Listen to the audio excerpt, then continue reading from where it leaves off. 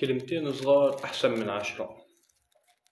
نصيحة مني، على لبنان لحد يطلع يشتغل.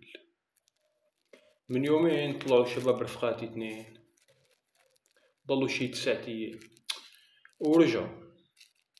شو يا شباب كيف الشغل؟ قال والله 9 أيام وهني نايمين على الأرض، وبيشتغل السوري هونيكي بيحاولوا يذلوه قدر الإمكان. ولذلك نصيحة، ما في داعي تطلعوا تشتغلوا بلبنان، سوريا فيها شغل بحر.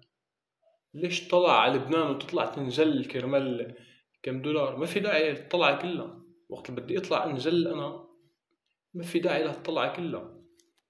9 أيام وهو نايم، قال لي نايم على لوح خشب، الغطا فوقي والغطا تحتي، اجا وشه مطبق على بعضه من التعب.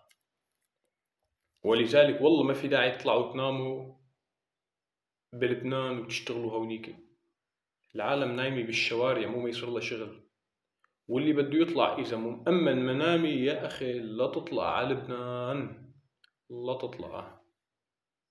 أنا علي نصحتكم، بتمنى من كل واحد شاف الفيديو يعمل مشاركة مشان مو وصلت له الفكرة توصل له، مشان ما يطلع ويتعتر. يعني مو مشان شيء، في شغل عنا بالبلد هون بسوريا،